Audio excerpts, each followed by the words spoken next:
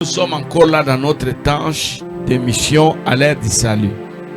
Ma prière, que Dieu vous console. Ma prière, que Dieu ne vous quitte pas. Ma prière, que l'amour, la miséricorde de Dieu soit avec vous. Ma prière, que là où c'est compliqué, que Dieu vienne faciliter les choses. C'est ça ma prière. Pour toi qui as besoin d'enfants depuis qu'on t'a épousé, que Dieu crée un miracle. Reçois un bébé. Toi qui as fini les études, le travail devient un problème. Tu as tellement cherché, tu as gêné. Tu as donné les offrandes pour que Dieu te donne l'emploi. Tu sens que ça s'éloigne, ça ne vient pas. Je prie que Dieu te donne du travail. Révérend pasteur, toi tu sens que le ministère est devenu comme un fardeau. Ma prière, que Dieu vienne te décharger. Ma prière pour toi qui as des combats. Les gens t'haïssent sans raison. Sans raison. Les gens te combattent sans raison. Ils complotent contre toi sans raison. On cherche à t'empoisonner sans raison. On prépare même des coups bas contre toi. Les gens n'aiment pas te voir en paix dans ton mariage. Ma prière, que Dieu s'associe à ces combats. Que la honte entre dans le camp de tes ennemis. Que ceux qui te veulent du mal, qu'eux-mêmes, je prie qu'eux-mêmes, que le mal là retourne contre eux, afin qu'ils témoignent dans le monde entier que tu es un véritable Dieu. Ma prière au nom de Jésus, que la grâce, puisque nous parlons de la grâce, se manifeste dans votre vie au nom de Jésus. Amen.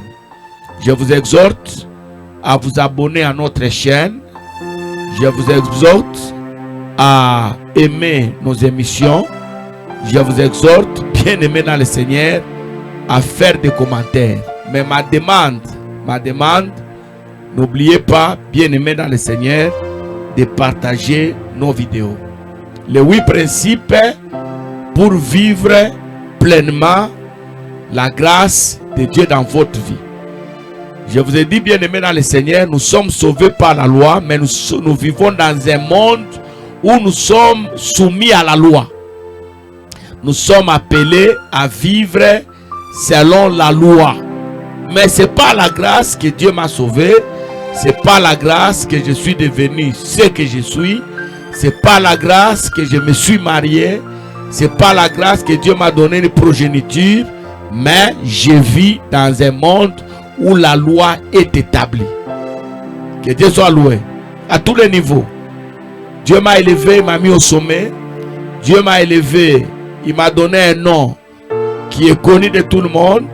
Mais je vis dans un monde où je suis appelé à observer la loi. Donc, premier principe, pour vivre pleinement la grâce de Dieu, il faut observer la loi. Quand vous observez la loi, vous n'aurez pas de problème. Un exemple terre à terre, pour vous qui conduisez, pourquoi vous avez des problèmes avec la PCR en route, police de circulation routière? Parce qu'on n'observe pas la loi. On conduit sans document. On ne sait pas là où on est prioritaire et là où on n'est pas prioritaire. On ne connaît pas ça. Nous ne connaissons même pas des signaux de la route. Il y a des signaux qu'on ne connaît pas. Nous aurons des problèmes avec qui? Avec les gens qui gèrent la circulation routière. Mais pourquoi nous avons des problèmes avec nos chefs d'entreprise? Parce qu'on n'obéit pas au code de la route. Bien aimé dans le Seigneur, si tu veux la vie de paix, la vie de joie, la Bible dit, n'oublie pas mon enseignement.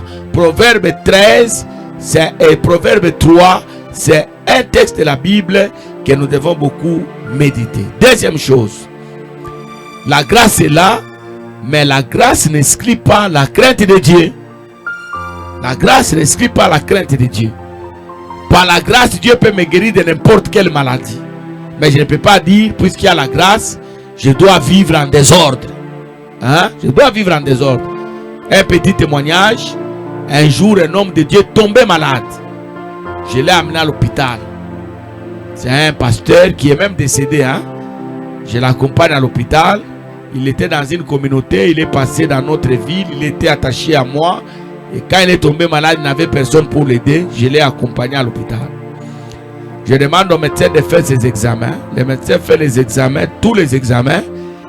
Et puis après, le médecin m'appelle seul. Il me dit, est-ce que le pasteur que tu as mené ici à l'hôpital, il prend la bière? J'ai dit non, non, il ne prend pas la bière. Il dit, s'il ne prend pas la bière, c'est qu'avant qu'il ne soit pasteur, il prenait la bière. Il prenait la bière. Et aujourd'hui, ce qui le tue, c'est les effets de la bière, de l'alcool qu'il prenait. Il a le cancer de foie qu'on appelle cirrhose de foie. Il a ça. Donc ça l'a déjà détruit. Voilà, la grâce est là. Mais parce qu'on n'a pas la crainte de Dieu, on a attrapé le sida. Tu vois, hein? La grâce est là parce qu'on n'a pas la crainte de Dieu. On a été renvoyé à l'entreprise. On nous a accusés de voleurs. On n'a pas menti, on a volé, on nous a chassés. Hein? Dieu t'a élevé, tu es devenu un pasteur de renom. Mais sans la crainte de Dieu, on t'a attrapé en flagrant délit dans le ministère. Est-ce que le ministère va rester au nom de la grâce? Le ministère va se détruire parce qu'il y a eu absence de la crainte de Dieu. Troisièmement, nous craignons Dieu, mais nous devons placer notre confiance en lui. Pourquoi? Parce que la grâce signifie que Dieu t'a imposé. Dieu t'a donné ce que tu n'as pas mérité. Si tu as quelque chose que tu n'as pas mérité, est-ce que les gens vont aimer? Les gens vont se lever contre toi.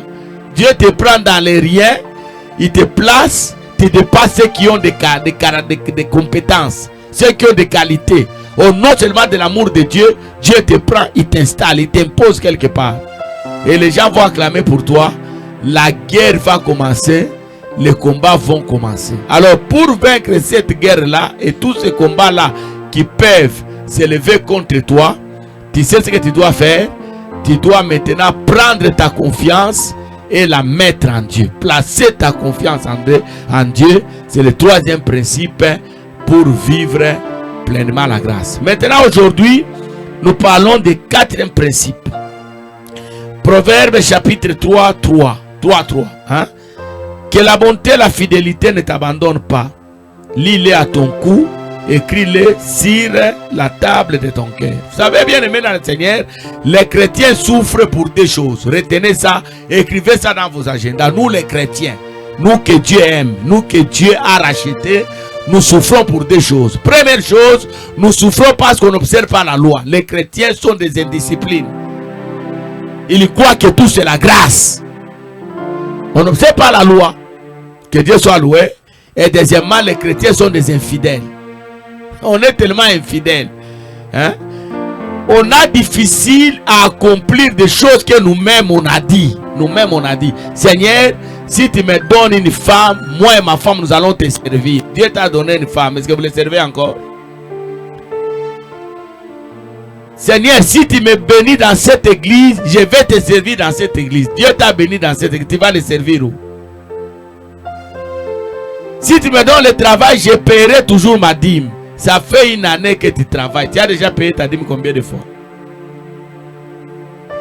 Seigneur, je gênerai chaque mercredi pour soutenir le ministère. Tu as commencé à gêner quand le ministère n'était pas fort. Aujourd'hui, Dieu t'a donné quelques personnes. Tu gênes encore? Moi-même, si on me piétine, je ne quitterai jamais cette église. Tu as déjà quitté combien d'églises? La Bible dit, n'abandonnez pas vos assemblées comme c'est la coutume parmi les païens. Alors, les choses qui nous tuent, nous les chrétiens, parce que notre oui, c'est le matin et le soir, ça devient non. Ce que toi-même tu as dit, le soir, tu changes ça. C'est pourquoi il est difficile que nous puissions expérimenter la joie de la grâce. La loi, on n'observe pas. Que Dieu soit loué. Le pasteur peut demander à l'église de jeûner. Le mercredi, le vendredi, toute l'église, nous serons à jeûne. Nous allons prier pour que Dieu libère le travail. Bien aimé dans le Seigneur, combien de gens vont jeûner? Nous venons à l'église comme si on a jeûné. Même quand nous prenons des enveloppes pour nous donner à l'église, combien de gens remettent? J'étais en train d'aimer une prédication qu'un homme de Dieu est en train de donner. Ce que j'ai aimé, c'est le test qu'il a donné. Hein. C'est le test d'Esther. Hein? Lorsque Mardoché a demandé à sa nièce de prier afin de recevoir la faveur de Dieu. Vous savez, la grâce ici, pour la recevoir, il faut aussi prier. Hein? Mardoché a dit à Esther, gêne, sinon ici la situation est compliquée. Esther dit à Mardoché, moi je gênerai et mes servantes aussi vont gêner avec moi. Tu vois? Donc, bien aimé dans le Seigneur, parfois les gênes opèrent des miracles dans nos vies. Hein? Ça fait de grandes choses et des choses extraordinaires. Ça fait circuler notre vie, ça amène nos vies à aller de l'avant. Bien aimé dans le Seigneur, est-ce que nous sommes fidèles? Nous sommes fidèles.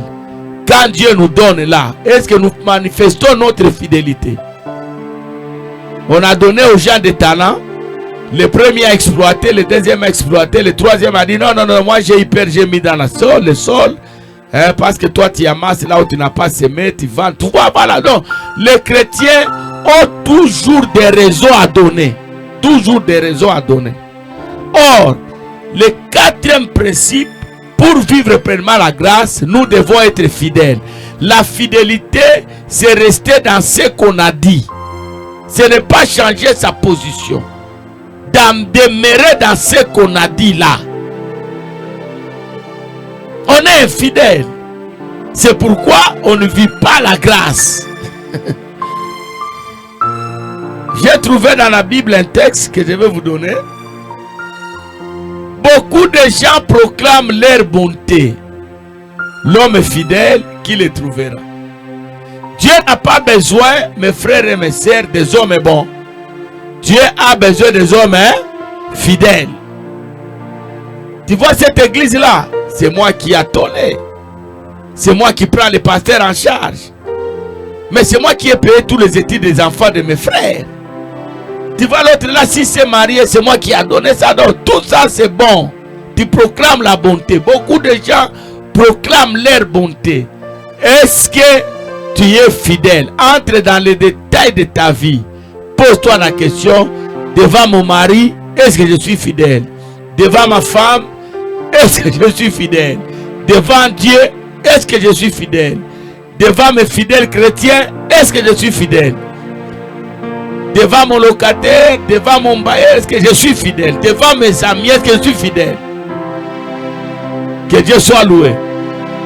Nous sommes tellement infidèles et nous avons l'impression que la grâce de Dieu ne travaille pas. La grâce de Dieu travaille, elle est opérationnelle, mais nous ne savons pas vivre pleinement cette grâce-là, ces faveurs de Dieu, parce que nous sommes infidèles. Je répète, deux choses tuent les chrétiens. La première, les chrétiens ont du mal à observer la loi.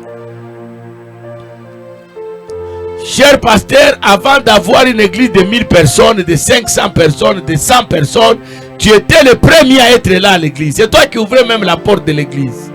Depuis que Dieu t'a donné 70 personnes, tu entres à quelle heure? Tu n'as que le travail de prêcher, tu n'as pas l'exercice de la prière. J'ai déjà vu ça dans beaucoup d'assemblées. Le culte a déjà commencé, c'est alors que le représentant légal entre. Et quand il entre, on arrête la prière pour accueillir le représentant légal. Est-ce qu'on est fidèle? Est-ce qu'on est fidèle à nos chefs, nos employeurs? Tu es devenu ce que tu es parce que quelqu'un t'a encadré. Est-ce que tu es fidèle à ton autorité morale? C'est compliqué, hein? Aujourd'hui, même dans nos églises, les jeunes, il suffit seulement de commencer à prophétiser, parler un peu en langue. Il devient aussi pasteur. Il part sans même dire au revoir à celui qui l'a imposé les mains pour devenir pasteur. Celui qui t'a imposé les mains, c'est lui qui t'avait consacré à être pasteur. Tu ne le considères plus. Tu admettras quelqu'un que tu appelles c'est mon mentor. Ton mentor en quoi? Tu as lu seulement son livre. Tu as aimé seulement les prédications qu'il donne à la télé. Il devient directement ton mentor. Et ton père qui t'a encadré, qui a marché avec toi. Voilà. Il est difficile de vivre pleinement la grâce de l'Éternel parce que nous sommes infidèles. La fidélité va te permettre de vivre pleinement la grâce. Et la fidélité, c'est quoi? La fidélité, c'est l'attachement. Celui qui est fidèle, il est attaché. Il ne change pas. Il ne vacille pas. Quelle que soit la saison, il demeure. Aujourd'hui, Même certains pasteurs n'ont plus de père, hein, parce qu'ils ont cassé la fidélité. Il a quitté cette église en désordre. Il est parti sans la bénédiction de son père. Ils oublient, même Paul qui n'a pas vécu avec Pierre, pour aller commencer le ministère, il a été libéré par Pierre. Mais toi qui t'as libéré, tu t'es libéré toi-même. Que Dieu soit loué. Combien de gens sont fidèles dans nos églises?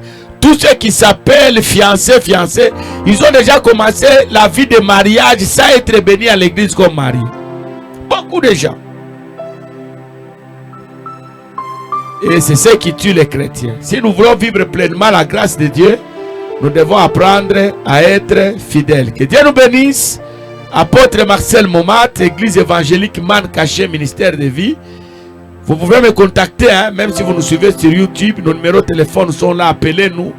On va partager la parole du Seigneur. On peut aussi s'orienter et se donner des conseils. Que Dieu soit béni. N'oubliez pas d'aimer l'émission.